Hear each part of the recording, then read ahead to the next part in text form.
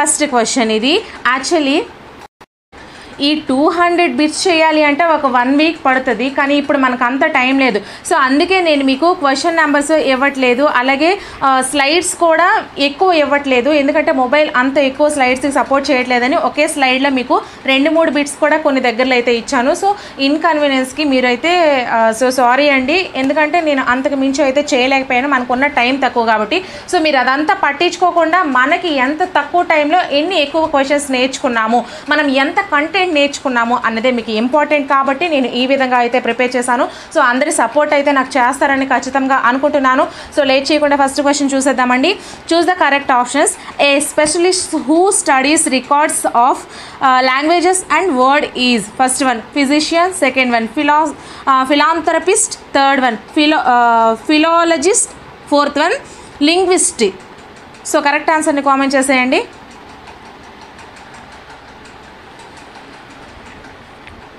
So third one is the right answer అండి.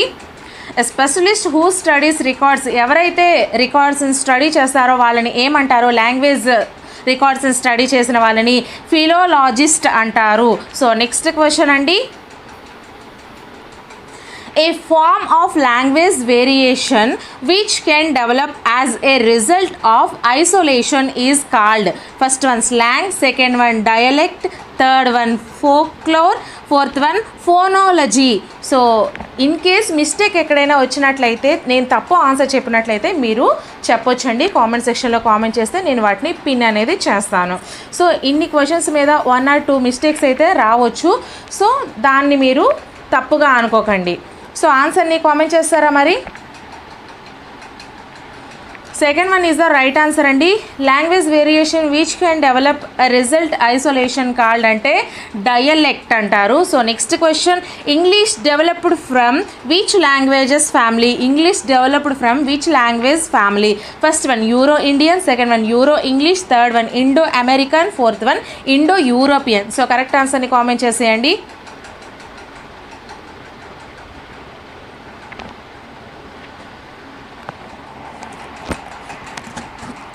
Fourth one is the right answer అండి. Indo European అనే language ఫ్యామిలీని English అనేది develop చేయడం జరిగింది. So next question. Arrange the following in the order of development of modern English beginning with the root language family. First one Indo European, second one Low German, third one Middle English, fourth one West Germanic, fifth one Germanic, sixth one old English.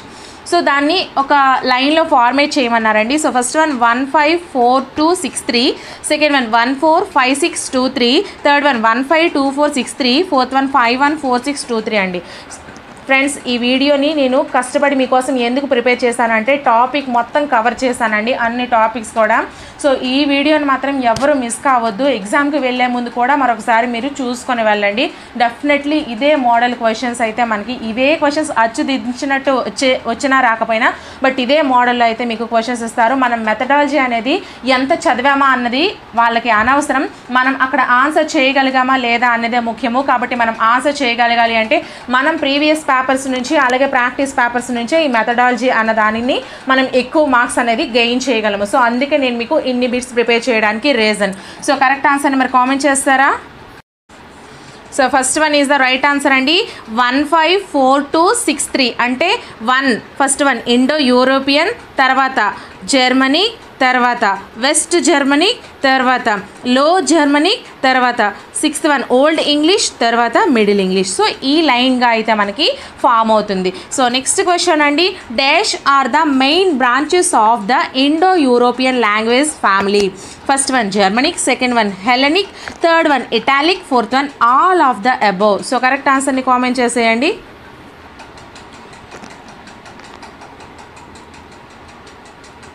Fourth one is the right answer అండి. Germanic, Hellenic అలాగే Italic ఇవన్నీ కూడా Indo European language ఫ్యామిలీకి సంబంధించినటువంటి main branches. So next question. Match the following అండి. First one Macaulay's minutes, second one Kothari commission, third one Wood's dispatch, fourth one curriculum development centre. అలాగే మనము right side చూసుకుంటే A 1987, B 1964, C 1835, D 1854. So మీరు దీన్ని match the following చేసి అంటే ఏ commission ఏ ఇయర్లో మనకి స్టార్ట్ అయింది అనే దాన్ని మ్యాచ్ ద ఫాలోయింగ్ చేసి క్రింది ఇచ్చినటువంటి ఐచ్ఛికాలని ఒకసారి చూసుకోండి. So first one ABCD, second one CBDA, third one CBAD, fourth one CABD. So correct ఆన్సర్ని కామెంట్ చేసేయండి ఫ్రెండ్స్.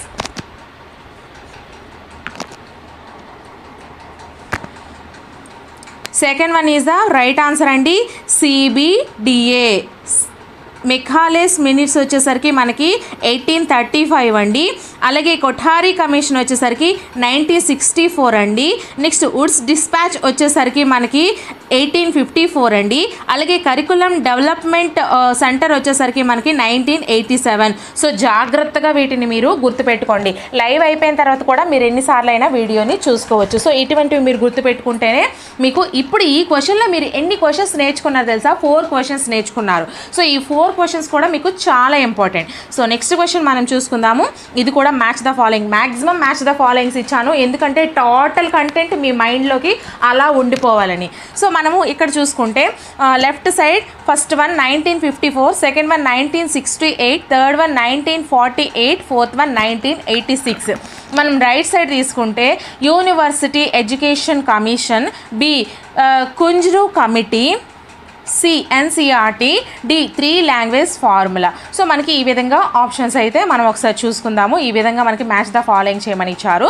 సో ఆప్షన్స్ మనం చూసుకుంటే BDAC, second one DBAC, third one BADC, fourth one DCBA. So correct ఆన్సర్ని comment చేసేయండి friends.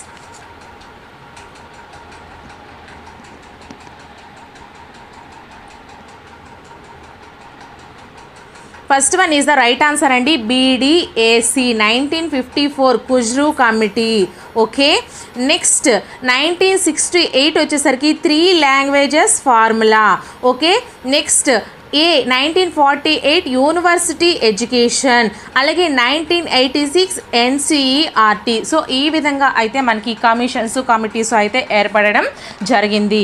So next question అండి మనం చూసుకుంటే ఇది కూడా match the following. So first one left side first university commission, second one Sadler commission, third one the Magna Carta of Indian education, the Magma Carta of, Magna అయినా అనొచ్చు Magma అయినా అనొచ్చు, Magma Carta of Indian education. Fourth one procedural syllabus.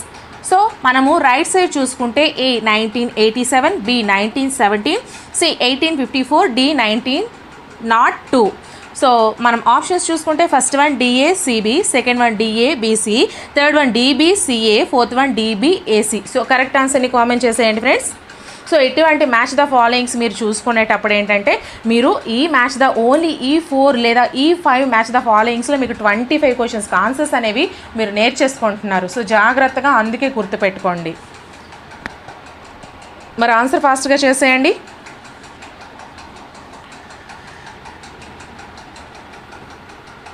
Third one is the right answer అండి, DBCA. ఒకసారి చూసుకుందాము. First university commission వచ్చేసరికి 1902 అండి. అలాగే సాడ్లర్ కమిషన్ వచ్చేసరికి 1917 అండి. Next the Magna Carta of Indian education సంబంధించి మనకి 1854 అండి. అలాగే ప్రొసెడ్యూరల్ సిలబస్ వచ్చేసరికి 1987. సో ఈ విధంగా మీరు జాగ్రత్తగా గుర్తుపెట్టుకోండి. సో నెక్స్ట్ క్వశ్చన్ ఇది కూడా మ్యాచ్ ద ఫాలోయింగ్ అండి. Match the below with the years of establishment అంటే అది ఎప్పుడు ఎస్టాబ్లిష్ చేశారు, వాటి యొక్క ఇయర్స్ ఏంటి అనేది మనకి క్వశ్చన్ అయితే అడిగారు. So first one left side చూసుకుంటే సిఐఈఎఫ్ఎల్ లేదా ఈఎఫ్ఎల్యు అని అంటారు, Hyderabad. Second one RIE Mysore, third one Allahabad language institute, fourth one Calcutta university. So ఇక్కడ మనము రైట్ సైడ్ తీసుకుంటే 1963 అండి, B 1857, C 1958, D 1954. So first one మనం ఆప్షన్స్ చూసుకుంటే CBAD, second one BCDA, third one CABD, fourth one CADB. So ఫాస్ట్గా వెళ్తుంటే మాత్రం కొంచెం స్లో చేస్తాను ఎందుకంటే మెథడాలజీ మీరు గుర్తించడానికి కూడా టైం ఇలాంటి వాటికి పడుతుంది కాబట్టి. అండ్ ఇంకో విషయం ఏంటంటే ఫ్రెండ్స్, ఈ వీడియోను మాత్రం ఎవ్వరూ మిస్ కావద్దు. సో ఫాస్ట్గా అయితే ఆన్సర్స్ చేయండి. అలాగే నేను తెలుగు మీడియం స్టూడెంట్నే. సో నేను చదివేటప్పుడు ఏదైనా చిన్న మిస్టేక్స్ వస్తే సో దాన్ని పట్టించుకోకండి. మీకు నేను కంటెంట్ ఇచ్చానా లేదా అనేది మాత్రమే మీరు గుర్తుపెట్టుకోండి. అలాగే ఏవైనా మిస్టేక్ నేను చెప్పిన ఆన్సర్ రాంగ్ అయితే మాత్రం ఖచ్చితంగా కామెంట్ సెక్షన్లో కామెంట్ చేయండి. సో ఆన్సర్ చేసేసారా మరి? Fourth one is the right answer అండి, CADB. So correct answer CADB. ఒకసారి చూసుకుందామా? CIEFL వచ్చేసరికి మనకి C అండి 1958. అలాగే RIE మైసూర్ వచ్చేసరికి మనకి 1963. అలహాబాద్ లాంగ్వేజ్ ఇన్స్టిట్యూట్ వచ్చేసరికి 1954 అండి. అలాగే కల్కట్టా యూనివర్సిటీ 1958. సో ఈ విధంగా అయితే మీరు చూసుకోండి జాగ్రత్తగా. సో నెక్స్ట్ క్వశ్చన్ మనం చూసుకుందాము. ఇది కూడా మ్యాచ్ ద ఫాలోయింగ్ అండి. ఫస్ట్ వన్ లెఫ్ట్ సైడ్ చూసుకుంటే English review committee 1960. Second one 3 study groups of English 1965, 1969 అలాగే 1971. Third one LSRW skills. Fourth one procedural syllabus. So మనం రైట్ సైడ్ చూసుకుంటే A Harold E Palmer, B NS Prabhu, C prof Gokak, D prof Banerjee. So correct ఆన్సర్ని comment చేసేయండి. మనము ఒకసారి options చూసుకుందాము. So first one DBAC, second one BDCA, third one CADB, fourth one DCAB. So correct ఆన్సర్ని comment చేసేయండి friends.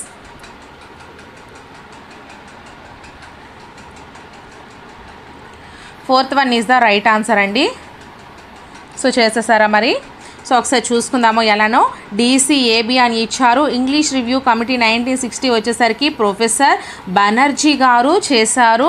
అలాగే 3 study groups of English వచ్చేసరికి మనకి ప్రూఫ్ గోకక్ గారు చేశారు. అలాగే మనకి LSRW స్కిల్స్ వచ్చేసరికి మనకి హారోల్డ్ E పామర్ గారు చేశారండి. అలాగే ప్రొసెడ్యూరల్ సిలబస్ వచ్చేసరికి NS ప్రభు గారు చేయడం అయితే జరిగింది. సో ఇక్కడికి ఇది మీకు క్లియర్. సో నెక్స్ట్ క్వశ్చన్ మనం చూసుకుంటే choose the correct options. What status does Article 343 of Indian Constitution give to English as per Language Act 1963? First one, it is official language. Second one, it is unofficial language. Third one, it is a foreign language.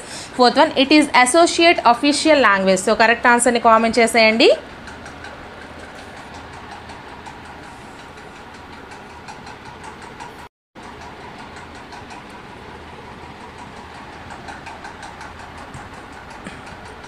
English గురించి 343 ఆర్టికల్లో అలాగే act 1963 ఏం చెప్తుంది అంటే it is associate official language అని చెప్తుందండి.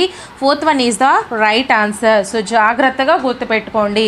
So next question, who was the inspector of education in India working in Bengal that endeavored to bring forth new method to teaching English for Indian students? So first one Harold E Palmer, second one Macaulay West, third one Macaulay, fourth one Proof Gokak. So correct answer ni comment cheseyandi.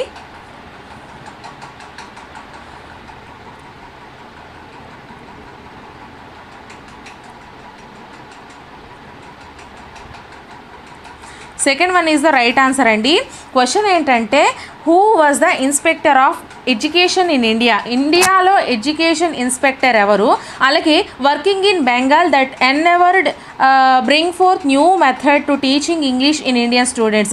బెంగాల్లో చెప్పినటువంటి మనకి new method English Indian స్టూడెంట్స్కి teaching ఇంగ్లీష్లో new మెథడ్ని ఎవరు కనిపెట్టారు? So Macaulay west అన్నమాట. So next question చూసుకోండి. Who said English is a gift of goddess Saraswati to Indians? So first one Bapuji, second one Nehruji, third one Netaji, fourth one Rajaji. So correct answer ni comment cheseyandi.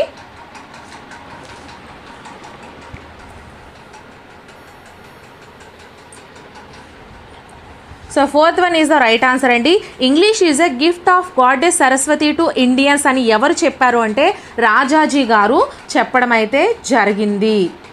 Okay, so next question అండి. Name of the social reformer who requested Williams Bentinck in introduce English in India is? First one Raja Gopalachari, second one Raja Ram Mohan Roy, third one Tagore, fourth one Tilak. So correct ఆన్సర్ని comment చేసేయండి friends.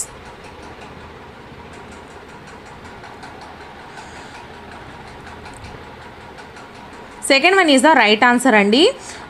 Name of the social reformer who requested William Bentinck to introduce English in India. ఇంగ్లీష్ని introduce Indian వాళ్ళకి ఇంగ్లీష్ని introduce చేయడానికి William Bentinck అనేది ఎవరిని reformer చేశారు అంటే Rajaram Mohan Roy. Okay, so next question అండి. ఇన్ కేస్ అంత బాగా ఎక్స్ప్లెయిన్ చేయడం రాకపోతే మాత్రం కొంచెం మీరు కూడా అర్థం చేసుకోండి. యాక్చువల్లీ నేను కూడా తెలుగు మీడియం స్టూడెంట్నే, బట్ ట్రై చేస్తున్నాను మీకు ఎక్స్ప్లెయిన్ చేయడానికి. So next question, who believes that every child has, ఇది కొంచెం క్లమ్జీగా పడింది, every child has an innate ability to learn language. So first one cognitivist, second one behaviorist, third one psychologist, fourth one psycholinguist. So correct ఆన్సర్ని comment చేసేయండి.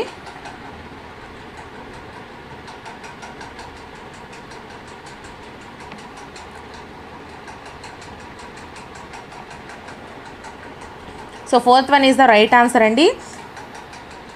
ప్రతి child కూడా తను language నేర్చుకోవడానికి ఎవరిని నమ్ముతారు అంటే సైకోలింగ్విస్టిక్.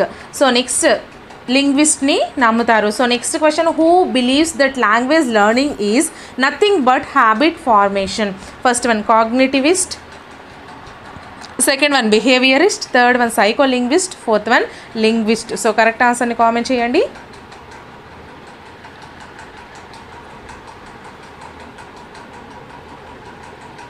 So second one is the right answer అండి. Who believes that language learning is nothing but habit formation అంటే మనకి behaviourist. So next question, who was the cognitivist that experimented with the involvement of brain in language learning and published a book called the language of the crib. First one Skinner, second one Ruth Weir, third one Watson, fourth one Pavlov. So correct ఆన్సర్ని comment చేయండి.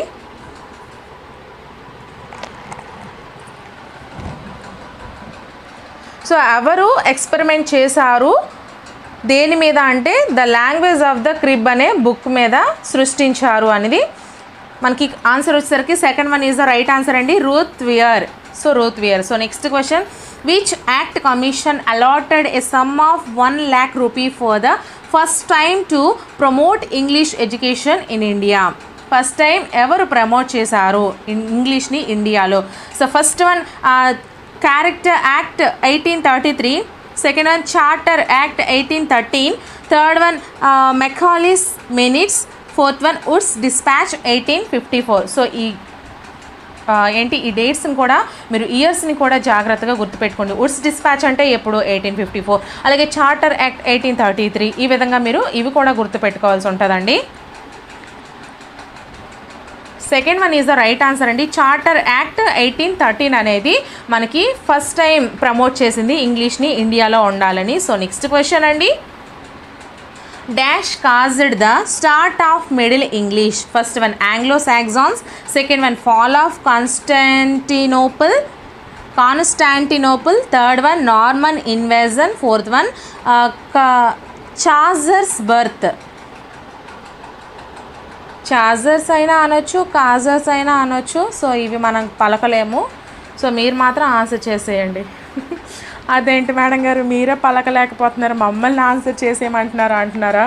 ఇది ఒక్క పదం మనకు గుర్తుంటే రేపు ఎగ్జామ్లో మనం ఈజీగా ఆన్సర్ చేసేయచ్చు కదండి. సో అందుకు మీకు చెప్తున్నాను.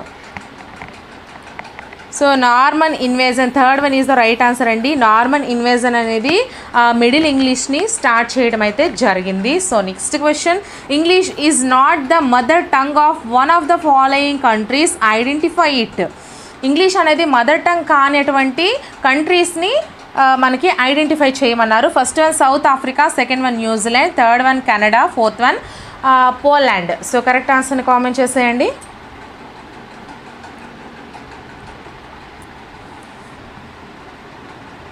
పోలాండ్ అండి.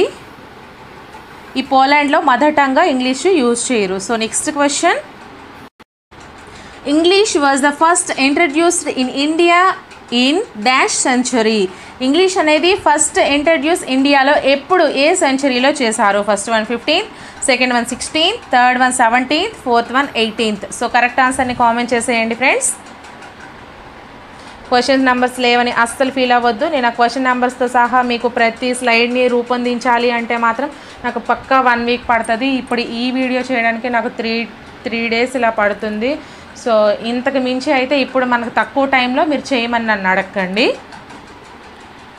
సో ఆన్సర్ చేసేసారా మరి? Second one is the right answer అండి. 16వ సెంచురీ అంటే 16th సెంచురీలో మనకి ఇంగ్లీష్ అనేది ఫస్ట్ ఇంట్రడ్యూస్ ఇండియాలో అయింది. So next question, choose the option that doesn't denote a future of language. So first one arbitrariness, second one creativity, third one cultural rigidity, next fourth one redundancy. Okay, so మీకు బాగా చదవడం వచ్చేమో ఒకసారి చదువుకోండి. కొత్తగా ఉంటున్నాయి కదా పదాలు, పర్లేదులేండి, బోర్ కొట్టకుండా ఉంటుంది. So answer third one is right answer అండి. Feature of language doesn't denote ఏది అంటే cultural rigidity. So next question, match the following అండి. ఇది కూడా మీరు జాగ్రత్తగా చూసుకోండి. ఈ ఒక్క క్వశ్చన్లో మనకి 4 ఆన్సర్స్ అనేవి మనము చేయగలము. So first one left side చూసుకుంటే holophrastic stage, second one babbling stage, third one gargling stage, fourth one lisping stage. So మనకి స్టేజెస్ గురించి అడిగారు ఇక్కడ. సో రైట్ సైడ్ చూసుకుంటే A 25 to 36 months, B 0 to 6 months, C 11 to 14 months, D 7 to 10 months. So మనకి options చూసుకుంటే first one DBAC, second one CDAB, third one CDBA, fourth one DCBA. So correct ఆన్సర్ని comment చేయండి. ఈ విధంగా చూసుకుంటే మాత్రం నేను మీకు ఒక 500 వరకు బిట్స్ అందించినట్టే ఈ వీడియోలో మాత్రం. ఎందుకంటే ఇలాంటివే నేను 200 చేశానండి ఈ వీడియోలో. మ్యాక్సిమం 150 వరకు మీకు ఇటువంటి 4 ఇచ్చినవే ఉన్నాయి, మిగతా 50 జస్ట్ నార్మల్గా ఇచ్చినవి ఉన్నాయి. సో ఆన్సర్ చేసేసారా మరి? Third one is the right answer అండి, సిడిబిఏ. ఒకసారి చూసుకుందామా మరి. హోలోఫ్రాస్టిక్ స్టేజ్ వచ్చేసరికి 11 to 14 months అండి. అలాగే మనకి బబ్లింగ్ స్టేజ్ వచ్చేసరికి 7 to 10 months అండి. నెక్స్ట్ గర్గ్లింగ్ స్టేజ్ వచ్చేసరికి 0 to 6 months అండి. నెక్స్ట్ లిస్పింగ్ స్టేజ్ వచ్చేసరికి 25 to 36 months.